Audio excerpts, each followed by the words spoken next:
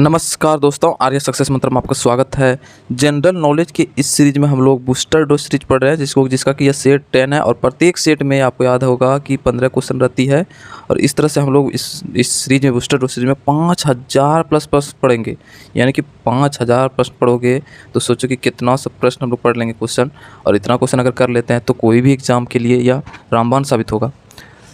तो और ये जो सीरीज चल रहा है ये आपको याद होगा कि जेएसएससी के अकॉर्डिंग चल रही है। जेएसएससी में जिस तरह के क्वेश्चन पूछे जाते हैं उसी के अकॉर्डिंग ये सेटअप किया गया है।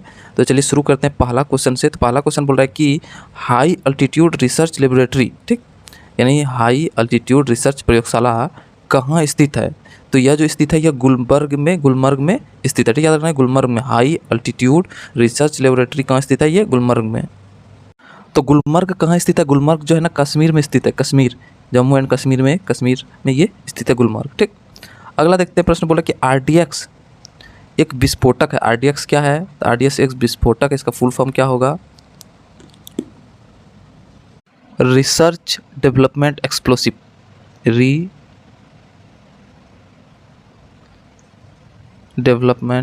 Development and explosive, EXPLOSIVE, explosive. ठीक, याद रखना है आरडीएक्स का फुल फॉर्म क्या होता है? Research development explosive, RDX full form. और यह एक विस्फोटक है। ठीक ना, ये विस्फोट क्या आता है कहीं पे। नेक्स्ट है तीसरा नंबर बोला कि 1917 में महात्मा गांधी ने भारत में चंपारण से अपना पहला सत्याग्रह प्रारंभ किया। तो क्वेश्चन पूछेगा कि महात्मा गांधी ने भारत में पहला सत्याग्रह कहाँ से और कब स्टार्ट किया था। तो बिहार के चंपारण से। ये कहाँ है चंपारण? ये बिहार में है। ठीक, और यहाँ यानी ये 1917 में सत्याग्रह स्टार्ट किया था। तो नील खेती यहाँ पे क्या हुआ था? तो नील का खेती का विरोध कर रहा था।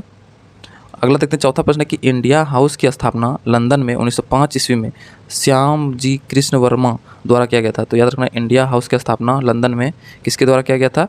तो श्याम जी कृष्ण वर्मा के द्वारा। कब? 1905 ईस्वी में किया गया था। बहुत इंपॉर्टेंट प्रश्न है ये।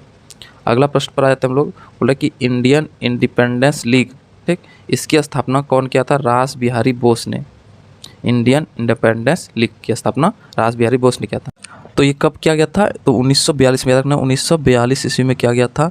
इसके द्वारा रास बिहारी बोस के द्वारा। और ये किसके साथ मिलकर किया था? तो ये जो है मोहन सिंह कैप्टन था, उसी के साथ मिलकर मोहन सिंह। ठीक, रास बिहारी बोस मोहन सिंह के साथ मिलकर इंडियन इंडिपेंडेंस लीग की स्थापना किया था 1942 में। अगले प्रश्न पर मूव करते हैं। बोला कि पुस्तक गुड अर्थ का लेखक कौन है? Pearl S Buck. ये पर्ल एस बक लेखक है। कौन सा किताब का? गुड अर्थ का। अगला प्रश्न में हरिप्रसाद चौरसिया क्या है? एक विख्यात बांसुरी वादक। याद रखना है बांसुरी वादक हरिप्रसाद चौरसिया। एग्जाम में आया हुआ भी है। हरिप्रसाद चौरसिया किस वादन यंत्र से संबंधित है? तो बांसुरी। ठीक, अगला प्रश्न 8वां नंबर बोला कि गांधी इरविन समझौता जो है वह में कब हस्ताक्षरित हुआ था? तो गांधी इरविन समझौता जो है 5 मार्च 1931 ईस्वी को हुआ था। तो गांधी इरविन समझौता जो हुआ था यानी हस्ताक्षर यानी 5 मार्च 1931 में दूसरा गोलमेज सम्मेलन से पूर्व। ठीक, याद रखना दूसरा गोलमेज सम्मेलन से पहले हुआ था। तो गोलमेज सम्मेलन कब कब हुआ था? तो गोलमेज सम्मेलन ये इंग्लैंड में हुआ था। इसके बारे में यानी डिटेल से वीडियो मैं बना दूंगा।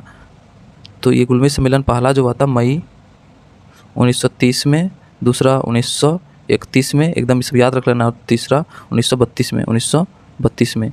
गोलमेज सम्मेलन कब कब हुआ? तो 1930 में प्रथम, दूसरा 1931 में, तीसरा 1932 में। ठीक,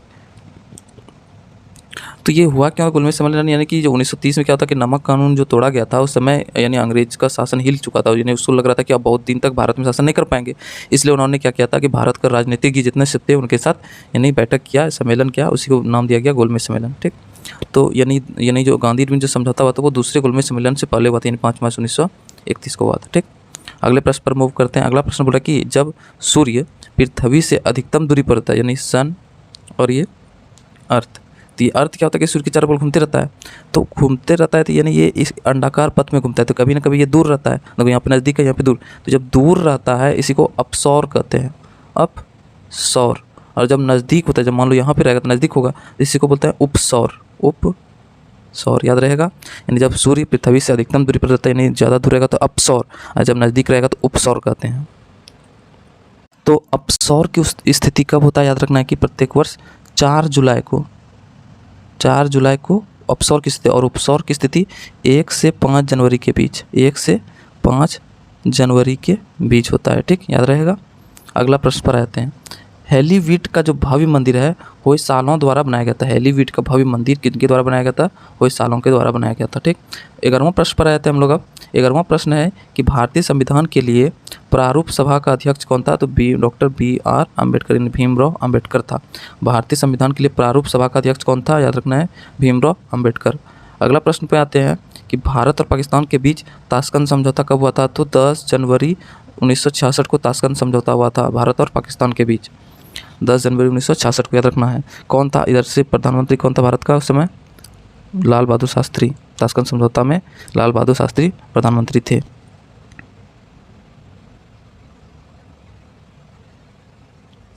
ताशकंद समझौता जो हुआ था उस समय प्रधानमंत्री कौन था भारत का? लाल बहादुर शास्त्री। अगला प्रश्न पर आते हैं।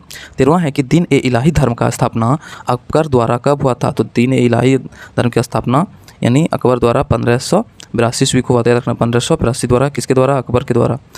नेक्स्ट प्रश्न है कि भारत का प्रथम मिसाइल बोट कौन सा है? तो भारत का प्रथम मिसाइल बोट जो है ना INS विक्रांत है। IN विक्रांत है, IN विक्रांत, याद रखना, IN विक्रांत भारत का प्रथम मिसाइल बोट था। 15वां और अंतिम प्रश्न है कि भारत का ज़्यादातर व्यापार किस मार्ग से होता है? तो समुद्री मार्ग से। याद रखना कि ज़्यादातर व्यापार किसके द्वारा होता है? भारत का समुद्री मार्ग के द्वारा, क्योंकि भारत जो है वो 3 ओर जल से घिरा हुआ है, तो मैक्सिमम व्यापार जो है वो यानी समुद्री मार्ग से ही होती है। ठीक, ये था टॉप 15 क्वेश्चन। आपको कैसा लगा आप कमेंट बॉक्स में ज़रूर लिखिएगा। अगर आपकी कोई क्वेरीज हो तो आप ज़रूर हमें व्हाट्सएप कीजिए, हमारा नंबर दिया हुआ रहेगा। तो आपका वीडियो क्लास तक बने रहने के लिए आपका बहुत बहुत धन्यवाद। फिर से हम लोग नई वीडियो के साथ फिर हाजिर होंगे। तब तक हंसते रहिए, मुस्कुराते रहिए, देखते रहिए आर्या सक्सेस मंत्र हर एक वीडियो को। धन्यवाद। जय हिंद।